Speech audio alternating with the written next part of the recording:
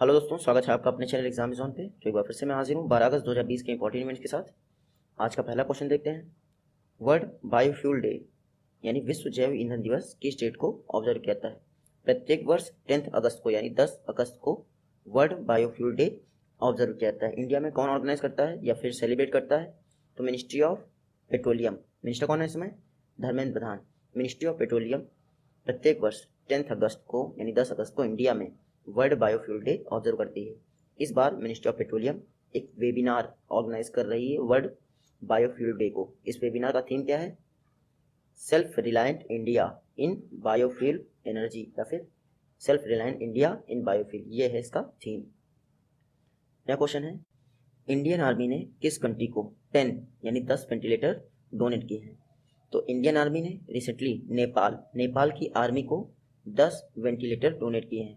कोविड-19 crisis चल रहा है नेपाल में, इसको देखते हुए इंडियन आर्मी ने एक बेहतर रिश्तों के तौर पर नेपाल को 10 वेंटिलेटर डोनेट किए हैं।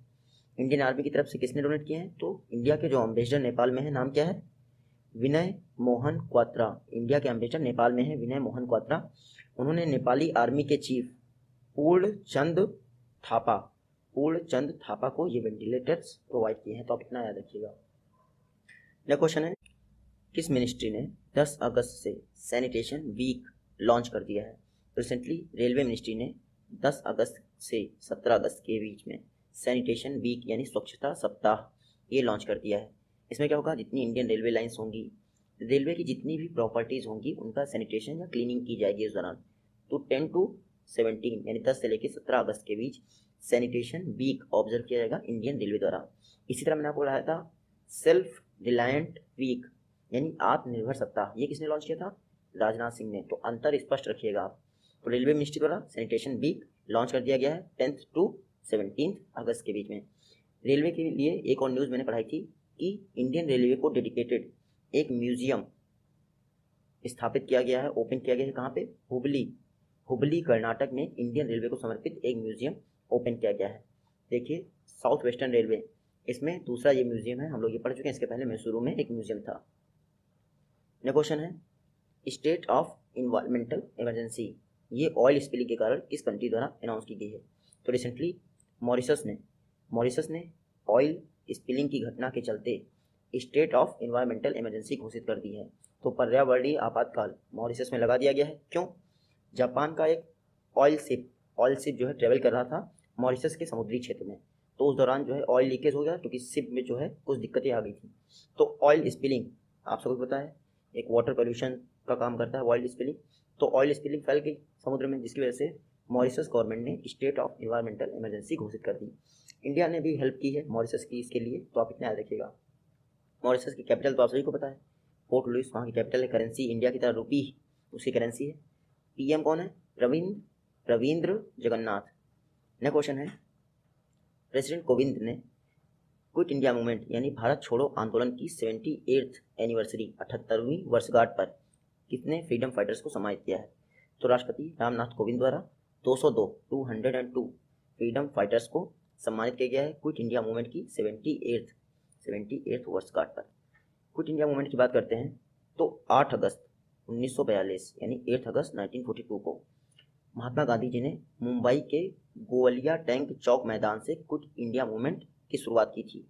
क्या नारा दिया था उन्होंने? डू और डाई, करो या मरो का नारा दिया था 8 अगस्त 1942। तो रिसेंटली 78th एनिवर्सरी थी क्विट इंडिया मूवमेंट की 8 अगस्त को। उसी दिन 202 फ्रीडम फाइटर्स को सम्मानित किया गया है रामनाथ कोविंद जी द्वारा। नेक्स्ट क्वेश्चन है, आईटी सेक्टर यानी इंफॉर्मेशन टेक्नोलॉजी के सेक्टर में रिसर्च एंड डेवलपमेंट को बूस्ट करने के लिए अमेरिका की आईटी फर्म यानी बोस्टन ग्रुप के साथ किस स्टेट गवर्नमेंट ने पार्टनरशिप की है?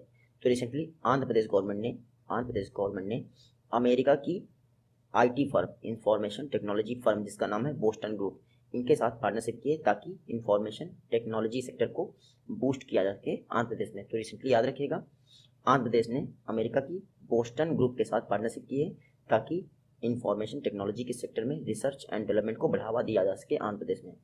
तो आप इतना जरूर याद रखिएगा। आंध्र प्रदेश का मैंने आपको बताया था एमएसएमई सेक्टर के लिए रीस्टार्ट स्कीम आंध्र प्रदेश द्वारा लॉन्च की गई थी। क्वेश्चन है, इंडिया में फर्स्ट टाइम किस ई कॉमर्स प्लेटफॉर्म ने स्टार्टअप एक्सीलरेटर प्रोग्राम लॉन्च किया है? तो ऐसा पहली बार इंडिया में हुआ है कि स्टार्टअप एक्सीलरेटर प्रोग्राम लॉन्च किया गया है किसी प्राइवेट एंटिटी द्वारा। तो रिसेंटली फ्लिपकार्ट ने स्टार्टअप एक्सीलरेटर प्रोग्राम लॉन्च कर दिया है। इंडिया का फर्स्ट स्टार्टअप एक्सीलरेटर प्रोग्राम है। इसका नाम क्या है? फ्लिपकार्ट लीप है इसका नाम। तो आप इतना याद रखिएगा, फ्लिपकार्ट लीप नाम से ये स्टार्टअप एक्सीलरेटर प्रोग्राम लॉन्च किया गया है। 16 वीक का स्टार्टअप एक्सीलरेटर प्रोग्राम है ये। इसमें क्या होगा, जो नए स्टार्टअप ओपन करने हैं या फिर उनको कैसे स्टार्ट करना है, इसमें सभी कुछ फ्लिपकार्ट द्वारा प्रोवाइड किया जाएगा नए स्टार्टअप्स को, यानी इनोवेटिव सॉल्यूशंस प्रोवाइड किए जाएंगे फ्लिपकार्ट के द्वारा। उसके अलावा 25,000 कितना $25,000 की बिना इक्विटी का ग्रांट भी प्रोवाइड किया जाएगा, यानी कि शेयर नहीं मांगेंगे आपसे। जो नए स्टार्टअप ओपन हो रहे हैं उनको $25,000 का असिस्टेंट ऐसे ही प्रोवाइड किया जाएगा फ्लिपकार्ट द्वारा बिना किसी इक्विटी की पार्टनरशिप के लिए। वरना जो लोग वेंचर कैपिटल प्रोवाइड जो होते हैं वो मोस्टली इक्विटी मांगते हैं, तभी आपको फंड प्रोवाइड करते हैं स्टार्टअप के लिए। यह क्वेश्चन है, नेशनल हेल्थ मिशन के अंतर्गत किस स्टेट गवर्नमेंट ने कम्युनिटी हेल्थ ऑफिसर अपॉइंट किए हैं? रिसेंटली राजस्थान गवर्नमेंट ने नेशनल हेल्थ मिशन के अंतर्गत कम्युनिटी हेल्थ ऑफिसर अपॉइंट कर दिए हैं अपनी सभी ब्लॉक्स में। जितनी भी ब्लॉक्स हैं वहाँ पर कम्युनिटी हेल्थ ऑफिसर स्थापित कर दिए हैं। इसका मतलब ये नहीं कि एक ब्लॉक में सिर्फ एक ही कम्युनिटी हेल्थ ऑफिसर है, एक ब्लॉक में कई सारे कम्युनिटी हेल्थ ऑफिसर होंगे। Total 6,310 community health officer appoint किए गए हैं राजस्थान की सभी ब्लॉक्स में मिला के। तो आप इतना याद रखिएगा। राजस्थान गवर्नमेंट ने कुछ दिन पहले ही स्वास्थ्य मित्र अपॉइंट किए थे विलेज लेवल पर। तो ये दोनों फैक्ट याद रखिएगा, कम्युनिटी हेल्थ ऑफिसर और स्वास्थ्य मित्र दोनों राजस्थान गवर्नमेंट से रिलेटेड हैं। यह क्वेश्चन है, अपने कस्टमर्स के लिए रिवाइवल कैंपेन किसके द्वारा लॉन्च किया गया है? Recently LIC life insurance corporation of India इन्होंने रिवाइवल कैंपेन लॉन्च कर दिया है अपने सभी कस्टमर्स के लिए। इसमें क्या होगा, देखिए जो पॉलिसी चलती रहती है LIC की, तो कई बार ऐसी सर्कमस्टेंसेस होती हैं कि हम प्रीमियम नहीं पे कर पाते हैं उनका, तो वो पॉलिसी जो है होल्ड हो जाती है या फिर बंद हो जाती है। इसमें हम ही लोगों को लॉस होता है। LIC का कोई लॉस होता ही नहीं, क्योंकि उसको तो पैसा मिल ही रहा है, या फिर मिल गया है उतना वो आपको वापस नहीं करेगा, या फिर बहुत मार्जिनल वापस करेगा, बाकी बड़ा अमाउंट वो खुद ले जाएगा। तो रिसेंटली रिवाइवल कैंपेन लॉन्च कर दिया गया है LIC द्वारा। इसमें क्या होगा, फर्स्ट अनपेड प्रीमियम से लेकर अगले 5 वर्ष तक, इस दौरान अगर किसी की भी पॉलिसी होगी तो उनको वापस रिवाइव कर दिया जाएगा। यानी कि सपोज करिए आज की डेट में आपने अनपेड प्रीमियम कर दिया, तो आज से लेकर अगले 5 वर्ष तक जो हुआ होगा उन सभी को रिवाइव कर दिया जाएगा सारी पॉलिसीज को। तो ये तो बेहतर ही ऑप्शन है। तो रिवाइवल कैंपेन LIC द्वारा लॉन्च किया गया है अपने पॉलिसी होल्डर्स के लिए। नेक्स्ट क्वेश्चन है, इंडिया का top performing thermal power plant India के किस स्टेट में स्थित है? तो इंडिया का top performing thermal power plant, इसका नाम है NTPC कोरबा। तो कोरबा आपको पता ही होगा कहाँ है, छत्तीसगढ़ में। NTPC कोरबा जो है कोयले की खदान है। जिनको नहीं पता उनको जान लीजिए, बहुत बड़ी कोयले की खदान है कोरबा। तो NTPC का कोरबा में एक बहुत बड़ा थर्मल पावर प्लांट है। टोटल इसकी कैपेसिटी है 2600 मेगावाट। ये इंडिया का top performer thermal power plant है। आप देखिएगा इसका प्लांट लोड फैक्टर कितना आता है, 97.25%, यानी लगभग 97% के आसपास आउटपुट देता है। तो top performing thermal power plant NTPC Korba Chhattisgarh में स्थित है। आप देखिएगा इसकी कैपेसिटी क्या है, 2600 मेगावाट। देखिए इसके साथ ही NTPC की एक और न्यूज़ चर्चा में है। इन्होंने फर्स्ट क्वार्टर में 100 बिलियन यूनिट प्रोडक्शन का टारगेट अचीव कर लिया है। तो इस बार फर्स्ट क्वार्टर में इन्होंने 100 बिलियन यूनिट, 100 बिलियन है मिलियन नहीं, 100 बिलियन यूनिट इलेक्ट्रिसिटी प्रोड्यूस कर दी है। तो ये भी एक अपने आप में अचीवमेंट है। नेक्स्ट क्वेश्चन है, स्पॉटेड, देखिए इलीगल वाइल्ड लाइफ ट्रैफिकिंग पर स्पॉटेड रिपोर्ट जो है किसके द्वारा रिलीज की गई? तो रिसेंटली ट्रैफिक संस्था या फिर आप ये कहते हैं कि वाइल्ड जो ट्रेड मॉनिटरिंग नेटवर्क है वो है, ये wild life trade monitoring network है ट्रैफिक। उन्होंने इलीगल वाइल्ड लाइफ ट्रैफिकिंग पर स्पॉटेड नाम का एक पेपर जो है रिलीज किया है। स्पॉटेड टाइटल है उस पेपर का, तो इसीलिए स्पॉटेड रिपोर्ट मैंने यूज़ किया। इसमें क्या बताया गया है, इंडिया के विषय में बताया गया है कि 2015 से लेके 2019 के बीच में इंडिया में जो है 747 लेपर्ड्स तेंदुओं की मौत हुई है, जिसमें 596 यानी 596 लेपर्ड्स की मौत इलीगल ट्रैफिकिंग के चलते हुई है, ये बताया है। इसके अलावा इन्होंने बताया है इंडिया में जो सबसे ज़्यादा इलीगल ट्रैफिकिंग हुई है तेंदुओं की, वो कहाँ हुई है, उत्तराखंड और महाराष्ट्र। ये जो 2 राज्य हैं वहाँ पर तेंदुओं की सबसे ज़्यादा इलीगल ट्रैफिकिंग हुई है। तो ट्रैफिक ने स्पॉटेड रिपोर्ट जारी की थी, उसमें ये बताया है। ट्रैफिक की बात करें तो 1976 में स्थापित किया गया था। Wildlife trade monitoring network है, world wide fund for nature यानी WWF और आयुष द्वारा स्थापित किया गया था। हेडक्वार्टर कहाँ है? कैम्ब्रिज, यूके में इसका हेडक्वार्टर है। नेक्स्ट क्वेश्चन है, रॉकफेलर फाउंडेशन द्वारा फूड सिस्टम विजन प्राइज ये अनाउंस किए जाएंगे। आपको बताना है रॉकफेलर फाउंडेशन किस स्टेट में, सॉरी ये स्टेट नहीं होगा, कंट्री होगा। रॉकफेलर फाउंडेशन किस कंट्री में स्थित है? देखिए रॉकफेलर फाउंडेशन यूएस में स्थित है। इसके द्वारा फूड सिस्टम विजन प्राइज का मतलब की घोषणा की जाएगी कुछ समय में। ये चर्चा में इसलिए है क्योंकि इंडिया से फसाई food safety and standard authority of India, साथ ही साथ नंदी फाउंडेशन ये दोनों संस्थाएं टॉप 10 फाइनलिस्ट में शामिल हो गई हैं, इसीलिए चर्चा में है। तो आप देखिएगा फूड सिस्टम विजन प्राइज, इसको रॉकफेलर फाउंडेशन द्वारा घोषित किया जाएगा अपकमिंग टाइम में। फसाई को किस लिए शामिल किया गया है? तो ईट राइट इंडिया कैंपेन, आपको याद होगा ईट राइट इंडिया इनिशिएटिव, ये फसाई का इनिशिएटिव है, इसके लिए उसको शामिल किया गया है। और Nandi foundation food and nutrition के सेक्टर में बहुत सारा काम करता है, इसलिए इसको शामिल किया गया है। दोनों संस्थाएं इंडिया से हैं, आप इतना याद रखिएगा। और रॉकफेलर फाउंडेशन ने टॉप 10 फाइनलिस्ट की लिस्ट में इनको शामिल कर लिया है। नेक्स्ट क्वेश्चन है, बिजनेस कॉन्फिडेंस इंडेक्स ये किसके द्वारा रिलीज किया जाता है? तो बिजनेस कॉन्फिडेंस इंडेक्स NCAER द्वारा रिलीज किया जाता है। NCAER का फुल फॉर्म क्या है? National council of applied economic research. ये जो है दिल्ली में स्थित एक थिंक टैंक है, आप याद रखिएगा। टाटा फाउंडेशन द्वारा स्थापित किया गया था 1956 में। तो दिल्ली में स्थित एक थिंक टैंक है NCAER यानी national council of applied economic research, इसी के द्वारा बिजनेस कॉन्फिडेंस इंडेक्स जो है जारी किया जाता है। ये बिजनेस कॉन्फिडेंस इंडेक्स इसमें क्या चेक किया जाता है? जो कंपनीज हैं उनका सेंटिमेंट चेक किया जाता है कि वो क्या सोच रहे हैं इकोनॉमी या सेक्टर्स के बारे में। इस बार टोटल 600 कंपनीज का एनालिसिस किया गया है बिजनेस कॉन्फिडेंस इंडेक्स में। इंडिया का स्कोर जो इस बार रहा है, इंडिया का स्कोर मतलब इंडिया के अंतर्गत ही जो है इसको रिलीज किया जाता है। तो इस बार स्कोर क्या रहा है हमारे इंडिया का? फर्स्ट क्वार्टर में 40% ड्रॉप कर गया है। इस बार जो जून में क्वार्टर समाप्त हुआ है उसमें इंडिया का स्कोर रहा है लगभग 46.4%। जो लास्ट क्वार्टर बीता है लास्ट ईयर का उसमें था ये 77.4%। तो आप देख सकते हैं प्रीवियस क्वार्टर से इस क्वार्टर में ये गिरकर 40% गिरकर 46.4% रह गया है। और अगर ईयर वाइज मतलब year on year basis comparison करें तो पिछले साल से इस साल कंपैरिजन करोगे आप तो 62% गिर गया है बिजनेस कॉन्फिडेंस इंडेक्स। ये अब तक की सबसे बड़ी गिरावट है। तो आप याद रखिएगा बिजनेस कॉन्फिडेंस इंडेक्स इंडिया की जो कंपनीज हैं उनका बिजनेस सेंटीमेंट चेक करने के लिए जारी किया था NCAER द्वारा।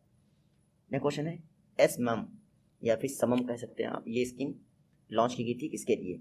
तो देखिए फार्म मैकेनाइजेशन के लिए ये स्कीम लॉन्च की गई थी। इसका फुल फॉर्म भी ऐसा ही है, सब मिशन क्या है? Sub mission of agriculture mechanisation. Full form आप समझ सकते हैं, उसी से पता चल जाएगा कि फार्म मैकेनाइजेशन के लिए स्कीम लॉन्च की गई थी। कब लॉन्च की गई थी? एग्रीकल्चर मिनिस्ट्री के तहत अप्रैल 2014 में ये फार्म जो ये आपकी समम स्कीम है इसको लॉन्च कर दिया गया था, आप याद रखिएगा। अब ये चर्चा में क्यों है? क्योंकि गवर्नमेंट ऑफ इंडिया ने रिसेंटली 553 करोड़ रुपए एग्रीकल्चर सेक्टर के मैकेनाइजेशन के लिए प्रोवाइड किए हैं, इसीलिए चर्चा में है। तो आप इतना याद रखिएगा, फार्म मैकेनाइजेशन के लिए समम स्कीम लॉन्च की गई थी अप्रैल 2014 में। देखिए इसका एक सबसे बेहतर एम क्या है कि जो farm power by cultivable area है ये रेशियो यानी farm power by cultivable area ratio है, इसको 2 किलोवाट पर हेक्टेयर करना है। यानी एक हेक्टेयर में जो फार्म पावर लग रही है इसको घटाकर 2 किलोवाट करना है। अब बाकी क्या होता है वो एग्रीकल्चर सेक्टर का है, इतना नहीं जाएंगे। टारगेट आप याद रखिएगा, इसका जो टारगेट है farm power by cultivable area ratio इसको 2 किलोवाट पर हेक्टेयर अचीव करना है, अपना याद रखिएगा। तो मैंने बता दिया जो साम स्कीम है ये एग्रीकल्चर मिनिस्ट्री के तहत है। जो फार्मर्स होते हैं उनको इक्विपमेंट परचेस करने के लिए भी सब्सिडी प्रोवाइड की जाती है इस स्कीम में, तो आप इतना याद रखिएगा। अब आपसे अगर एग्जाम में ये पूछ ले कि समम स्कीम को किस अम्ब्रेला स्कीम के तहत लॉन्च किया गया था, तो एक स्कीम थी ग्रीन रिवॉल्यूशन कृषोन्नत योजना। इसमें टोटल 11 योजनाएं थी, उसी का पार्ट है समम स्कीम। नेक्स्ट क्वेश्चन है, ई संजीवनी टेलीमेडिसिन प्लेटफॉर्म ये किस मिनिस्ट्री द्वारा लॉन्च किया गया था?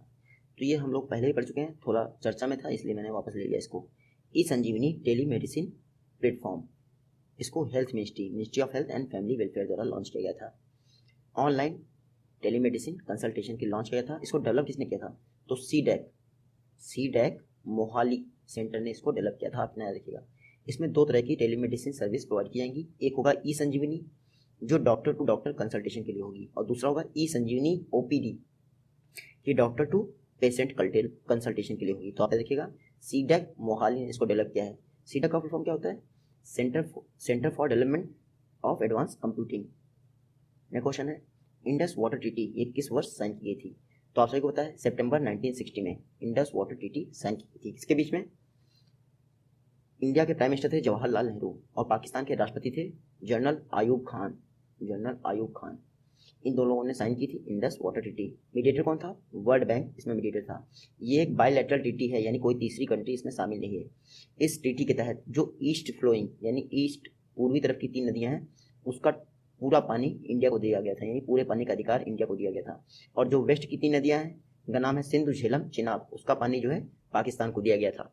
तो लेकिन उसका पानी इंडिया नॉन कंजम्पटिव पर्पज़ के लिए कर सकता है, यानी हम इलेक्ट्रिसिटी बना सकते हैं, रन ऑफ प्रोजेक्ट बना सकते हैं उस पर। तो ये सारे पर्पज़ के लिए हम सिंधु, झेलम, चिनाब का पानी यूज़ कर सकते हैं। लेकिन ईस्ट की जो 3 नदियाँ थी ब्यास, रावी और सतलज, इन पर पूरा अधिकार हमारा था। तो आप देखिएगा रिसेंटली ये चर्चा में इसलिए थी क्योंकि पाकिस्तान ने कहा था कि हमें बात करनी चाहिए इंडस वाटर ट्रीटी पर, क्योंकि नितिन गडकरी ने कहा है कि जो ईस्ट फ्लोइंग यानी ईस्ट की जो 3 नदियाँ हैं उनका 20% जो पानी जाता है पाकिस्तान में वो सब हम बंद कर देंगे, बिल्कुल नहीं देंगे, क्योंकि पूरा अधिकार हमारा इसके ऊपर है। वर्ष में 2 बार बैठक अनिवार्य है इंडस वाटर ट्रीटी के तहत। आप इतना याद रखिएगा इंडिया और पाकिस्तान के बीच। नेक्स्ट क्वेश्चन है, मालगुडी म्यूजियम रिसेंटली इनॉग्रेट किया गया है सुरेश अंगादी द्वारा। आपको बताना है किस भारतीय राज्य में इनॉग्रेट किया गया है? रिसेंटली कर्नाटका में मालगुडी म्यूजियम का इनॉग्रेशन किया गया है सुरेश अंगादी द्वारा। सुरेश अंगादी कौन है? Minister of state for railway ministry. तो सुरेश अंगादी मिनिस्टर ऑफ स्टेट है रेलवे मिनिस्ट्री में, उन्हीं के द्वारा कर्नाटक में एक शिवमोगा डिस्ट्रिक्ट है। कौन सी? शिवमोगा डिस्ट्रिक्ट। वहाँ पर एक अरसालू ARSALU अरसालू करके रेलवे स्टेशन है। उसी रेलवे स्टेशन को मालगुडी संग्रहालय में बदल दिया गया है। हम लोगों ने बचपन में देखा था मालगुडी डेज, एक सीरियल था, सेम उसी तरह का रेलवे म्यूजियम बनाया जाएगा, मालगुडी म्यूजियम। तो आप इतना देखिएगा मैसूर डिवीजन में होगा, आप ये भी याद रखिएगा। इसको डिज़ाइन कौन कर रहा है? तो इसको डिज़ाइन कर रहे हैं जॉन देवराज, JOHN और उसके बाद देवराज। ये जो है मालगुडी डेज सीरियल से रिलेटेड है। नेक्स्ट क्वेश्चन है, अफगानिस्तान में इंडिया के नए एम्बेसडर कौन अपॉइंट हुए हैं? ये पहले भी मैं पढ़ा चुका हूँ, फिर से रिपीट कर देता हूँ। रुद्रेंद्र टंडन अफगानिस्तान में इंडिया के नए एम्बेसडर अपॉइंट हुए हैं। जब अपॉइंट हुए थे तो मैंने पढ़ाया था, अब ये पदभार ले चुके हैं तो फिर से ये न्यू चर्चा में थी। तो रुद्रेंद्र टंडन अफगानिस्तान में इंडिया के एम्बेसडर बन गए हैं। अभी तक ये आसियान में इंडिया के रिप्रेजेंटेटिव थे। रुद्रेंद्र टंडन ने किसको रिप्लेस किया है? तो विनय कुमार को रिप्लेस कर दिया है। आप देखिएगा विक्रम दोराईस्वामी कहाँ है? बांग्लादेश में इंडिया के हाई कमिश्नर। आप इतना याद रखिएगा। रीवा गांगुली ईस्टर्न वर्ल्ड के लिए इंडिया की रिप्रेजेंटेटिव है। जल्दी ही मिलते हैं आप सबने नेक्स्ट वीडियो में, तब तक के लिए टेक केयर, गुड बाय एंड जय हिंद।